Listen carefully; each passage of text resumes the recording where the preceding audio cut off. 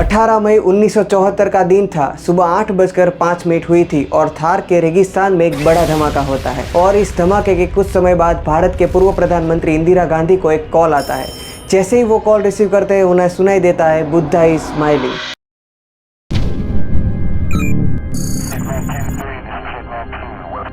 ये एक ऐसा धमाका था जिसकी आवाज सुनने के बाद पूरे देश में खुशी की लहर दौड़ गई, लेकिन अमेरिका, फ्रांस और यूके जैसे देश को सदमे में डाल दिया, क्योंकि ये कोई आम धमाका नहीं था। ये था भारत का पहला सक्सेसफुल न्यूक्लियर टेस्ट। तो आखिर भारत को न्यूक्लियर टेस्ट करने की जरूरत क्यों पड़ी? ये न्यूक्लियर टेस्ट करना कोई आसान काम नहीं था। तो आखिर कौन कौन से चैलेंजेस का सामना करना पड़ा और वो कौन से लोग थे जिसकी वजह से भारत का न्यूक्लियर टेस्ट का सपना साकार हुआ, जानेंगे आज के वीडियो में। इस सब के पीछे की कहानी जानने के लिए हमें जाना होगा 78 साल पहले। तो दिन था 6 अगस्त 1945। सुबह का समय था और एक नए दिन की शुरुआत थी। जापान के हिरोशिमा शहर में एक बड़ा जोरदार धमाका होता है और देखते ही देखते सब कुछ तबाह। शायद जापान अभी इस सदमे से निकला भी नहीं था और उसके 3 दिन बाद यानी 9 अगस्त 1945 को हिरोशिमा की तरह जापान के दूसरे शहर नागासाकी में भी एक ऐसा ही धमाका होता है। और यहाँ भी बिल्कुल हिरोशिमा शहर की तरह चारों तरफ तबाही ही तबाही। इसके पीछे की वजह थी न्यूक्लियर अटैक। इस न्यूक्लियर अटैक से पहले उस समय ऐसा अटैक का जिक्र केवल किताबों में होता था। यह समय था सेकंड वर्ल्ड वॉर का, जब दुनिया की पावरफुल कंट्रीज दूसरे देशों को पूरी तरीके से तबाह करने को तैयार थी। तो इन्हीं पावरफुल कंट्रीज में एक अमेरिका ने अपनी कंपेटिटर जापान को चारों खाने चित करने के लिए उस पर न्यूक्लियर अटैक किए। और इस न्यूक्लियर अटैक से एक बात तो साफ थी कि जिसके भी पास न्यूक्लियर बम होगा वही आने वाले समय में दुनिया पर राज करेगा। इसी चाहत के चलते 1950 के दशक में यूएसआर, यूके और फ्रांस ने भी न्यूक्लियर बम बना लिया। इन सब घटनाओं के बाद भारत को भी लगा न्यूक्लियर एनर्जी की दुनिया में कदम तो रखना होगा, पर दूसरे देशों की तरह नहीं, क्योंकि दूसरे देशों की चाहत न्यूक्लियर एनर्जी से न्यूक्लियर बम बनाने की थी। I repeat that we have no intention of embarking on any nuclear weapons program. We want, as someone has said, to make the deserts bloom and not to make the world a desert. जबकि Bharat nuclear energy से बिजली बनाने की और शांति बनाए रखने की बात कर रहा था। Controlled manner within the next 2 decades. When that happens, the energy problems of the world will truly have been solved forever. भले उस समय की भारत सरकार न्यूक्लियर एनर्जी पीछे का मोटिव शांति बता रही थी, लेकिन वो इस बात से भी इनकार नहीं कर रहे थे कि अगर उन्हें मजबूर किया गया तो वो न्यूक्लियर बॉम्ब भी बना सकते हैं। अगर तलवार की नोक पर या एटम बॉम्ब के डर से कोई हमारे देश को झुकाना चाहे, दबाना चाहे, ये देश हमारा दबने वाला नहीं। तो एक सरकार के नाते हमारा क्या जवाब हो सकता है सिवाय इसके कि हम हथियारों का जवाब हथियारों से दें। एक समय तक तो भारत शांति की राह वाली बातों पर चलता रहा, लेकिन साल 1962 में हुए भारत चाइना वॉर में भारत की हार और साल 1964 में चाइना के द्वारा बनाए गए न्यूक्लियर बॉम्ब की घटना ने भारत को न्यूक्लियर टेस्ट करने को मजबूर कर दिया। समय बीता और न्यूक्लियर टेस्ट करने के प्रयास चलते रहे, लेकिन सफलता अभी भी कोसों दूर थी। लेकिन भारत ने हार नहीं मानी थी, क्योंकि भारत का न्यूक्लियर पावर बनने का बीज एक भारतीय ने 1944 में बो दिया था।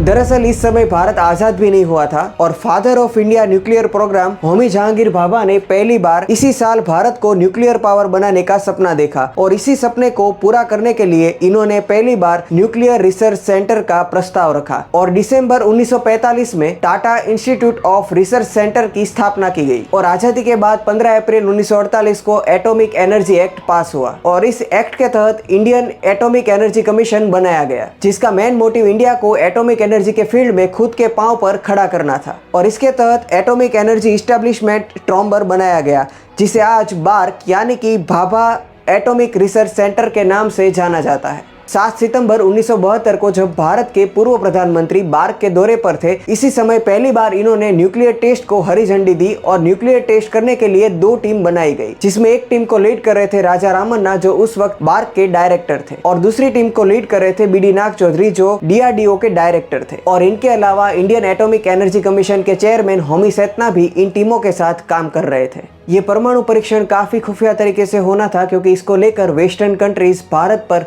नजर रखे हुए थे। इंदिरा गांधी ने परमाणु परीक्षण को तो हरी झंडी दे दी, लेकिन अब सबसे बड़ा सवाल ये था कि इसके लिए जगह कौन सी चुनी जाए। बहुत मशक्कत के बाद आखिर ये परमाणु परीक्षण के लिए जगह चुनी गई थार का रेगिस्तान, और जगह थी पोखरण, क्योंकि इस जगह में आबादी बहुत कम थी, जिसकी वजह से परमाणु परीक्षण की वजह से निकलने वाले रेडिएशन से लोगों को नुकसान ना हो। जगह तो चुन ली गई, लेकिन एक परमाणु बम बनाने के लिए रेडियो एक्टिव एलिमेंट्स की भी जरूरत होती है, जैसे कि यूरेनियम या प्लूटोनियम। अब टीम के सामने सवाल खड़ा हुआ कि रेडियो एक्टिव एलिमेंट्स कहां से लाए जाए, क्योंकि इस न्यूक्लियर टेस्ट के लिए 6 किलोग्राम प्लूटोनियम की जरूरत थी। तो इस प्लूटोनियम की जरूरत पूरी हुई पूर्णिमा रिएक्टर से, जिसे साल 1969 में सीक्रेट प्लूटोनियम प्लांट के तहत शुरू किया था। साथ ही एक सबसे बड़ा चैलेंज था न्यूट्रॉन इनिशिएटर का, जिसमें प्लूटोनियम के ऊपर न्यूट्रॉन की बारिश करके एक एटम को 2 हिस्सों में तोड़ने के लिए एक चेन रिएक्शन होती है, और इस चेन रिएक्शन का रिजल्ट होता है एक धमाका। और इसी न्यूट्रॉन इनिशिएटर की वजह से न्यूक्लियर टेस्ट करने में 2 साल लगे, क्योंकि ये हिस्सा बनकर तैयार हुआ न्यूक्लियर टेस्ट से 2 सप्ताह पहले। आखिरकार 2 सालों की कड़ी मेहनत के बाद 18 मई 1974 के दिन सुबह 8 बजे न्यूक्लियर बम का टेस्ट होना था, और न्यूक्लियर टेस्ट की जगह से 5 किलोमीटर दूर ऑब्जर्वेशन बंकर में पूरी टीम बैठी हुई थी। लेकिन अभी भी एक टीम मेंबर वीएस सेठी गायब थे, क्योंकि उनकी कार टेस्ट साइट पर फंस गई थी। 5 मिनट के बाद वो वहां पर आए और 8:05 पर यह न्यूक्लियर टेस्ट किया गया और वो सक्सेसफुल रहा। इसके बाद सभी टीम मेंबर की खुशी का कोई ठिकाना नहीं रहा। प्रधानमंत्री इंदिरा गांधी को कॉल करने की कोशिश की गई, और जब कांटेक्ट हुआ तो बताया गया बुद्धा इज स्माइलिंग, बुद्धा मुस्कुराए। दरअसल ये टेस्ट बुद्ध पूर्णिमा के दिन किया गया था, इसलिए इन्हें नाम दिया गया था स्माइलिंग बुद्धा। इस टेस्ट की बदौलत Bharat United states security council का देश ना होने पर भी पहला ऐसा देश बना जिसने न्यूक्लियर पावर की दुनिया में अपने कदम रख दिए थे। जैसे इंडिया के सक्सेसफुल न्यूक्लियर टेस्ट की खबर वेस्टर्न कंट्रीज के पास गई तो वो इससे काफी नाराज हुए, लेकिन इसके बारे में प्रधानमंत्री इंदिरा गांधी का कहना था, हमारा इरादा हथियार बनाने का नहीं है, केवल हम न्यूक्लियर टेक्नोलॉजी में आत्मनिर्भर होना चाहते हैं और शांति के कामों के लिए इसका यूज करना चाहते हैं। लेकिन न्यूक्लियर पावर कंट्रीज को शक था कि भारत न्यूक्लियर बॉम्ब ना बना ले। इसके चलते यूएसए, यूके, फ्रांस जैसे देशों ने भारत पर कई तरह के प्रतिबंध लगा दिए। यही नहीं, भारत के इस परमाणु परीक्षण के परिणाम स्वरूप जून 1974 में एनएसजी यानी कि न्यूक्लियर सप्लायर ग्रुप भी बनाया गया, जिसके तहत कोई भी देश बिना एनएसजी के अप्रूवल किसी भी देश को परमाणु बम बनाने के लिए सबसे जरूरी यूरेनियम को सप्लाई नहीं करेगा। तो यूएसए, फ्रांस और यूके जैसे देशों के प्रतिबंध लगाने की वजह से भारत आने वाले 14 साल तक कोई भी न्यूक्लियर टेस्ट नहीं कर सका। लेकिन इसके बाद 1998 में भारत ने 5 न्यूक्लियर टेस्ट किए। Today, at 15:45 hours, India conducted 3 underground nuclear tests in the Pokhran range. अब आप सोच रहे होंगे कि जब भारत ने 1974 में एक परमाणु टेस्ट कर लिया था तो इन 5 न्यूक्लियर टेस्ट को करने की जरूरत क्यों पड़ी, और उस समय की पावरफुल कंट्रीज के द्वारा प्रतिबंध लगाने के बाद भी भारत ने 1998 में न्यूक्लियर टेस्ट कैसे किया।